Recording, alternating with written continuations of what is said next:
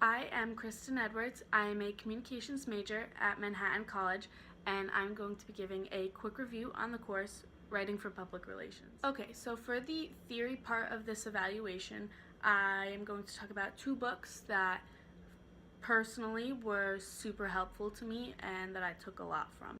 The first one is Philosophical Leisure, and this book was all about the theory and thought process behind what you're actually doing, like writing for public relations, like the course says. Gives it's a lot of philosophy, which wasn't my favorite thing, but the class really helped me unpack the meanings and definitions in this book that will 100% help me in the future. The second book is Strategic Writing, and this was kind of a how-to on writing things like news releases and newsletters and pitch releases and resumes, which I know for a college student is insanely important.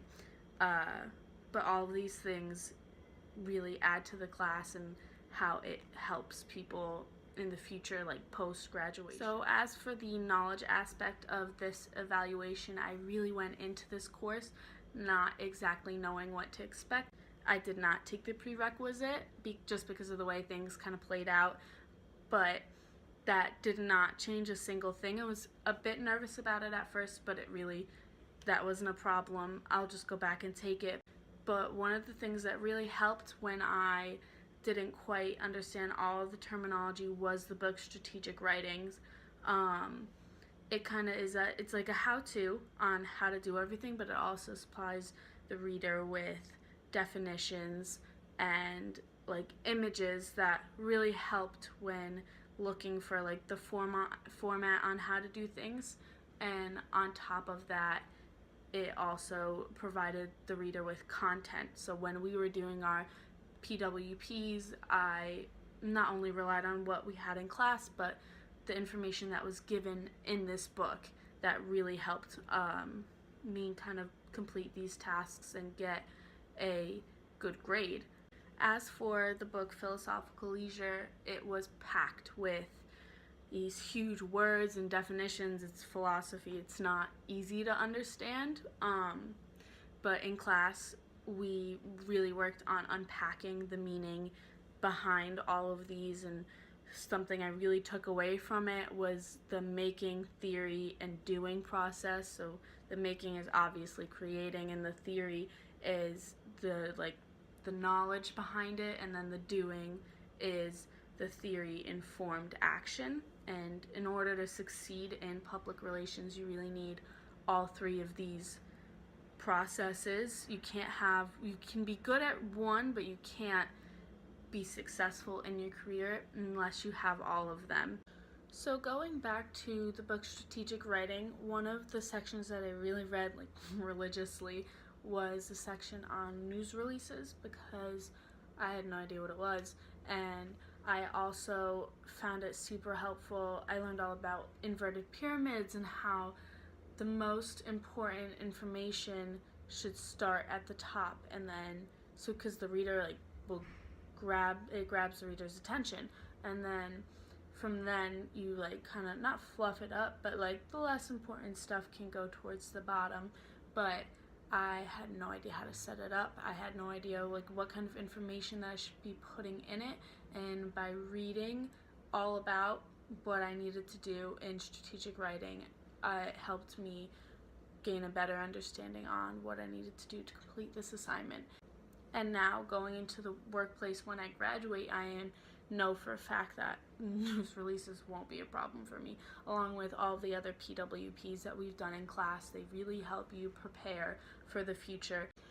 And now I have a basic understanding of what is required of me in the workplace and the tasks that I will be needing to complete, and I am pretty confident that I can complete them to the best of my abilities and successfully.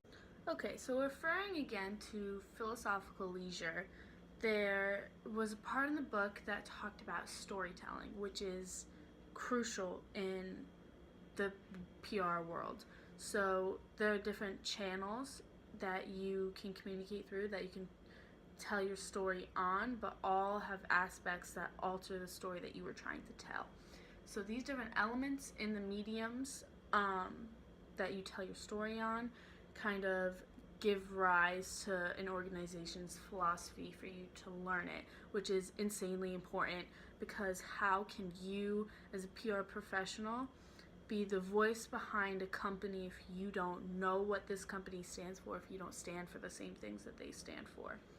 Now, doing this, understanding what they stand for, their philosophy, and speaking behind them, like allowing them to appropriately tell their side of things or what their message that they're trying to get across, it builds community, it builds identity, and allows you to know your organization inside and out, and which is all what PR is about. It's about building community and identity, but most importantly, your story needs to make sense. It needs to match up with the company. That could not be said enough. This is insanely important. A couple of other important things that I pulled from philosophical leisure were ontology versus epistemology. Epistemology being knowledge and the means to an end, and ontology being knowing and being in the present, being in the moment. So you need both. You need knowledge and you need to be in the moment, but you can't have one without the other. A lot of the things that we've talked about, that we've learned in writing for PR, is that it takes a whole bunch of different things to combine in order to be successful. So if you just have epistemology, you have the knowledge on everything, but you don't know how to get it across, how to engage people, how to successfully get your message across. And if you have ontology and not epistemology, with ontology you have everything else. You have what you need. You have the skills to get across your story, but you don't have the knowledge, you don't have the facts. So you need the facts, you need the research, but you also need to be able to have this presence and a voice to get across to your audience. Now, I know I've talked a lot about the books, which, don't get me wrong, are super useful, and I wouldn't be able to complete the projects that I've had in this class without them, but the projects themselves are so important, and I think I really got the most out of them by actually being able to do them and complete these tasks.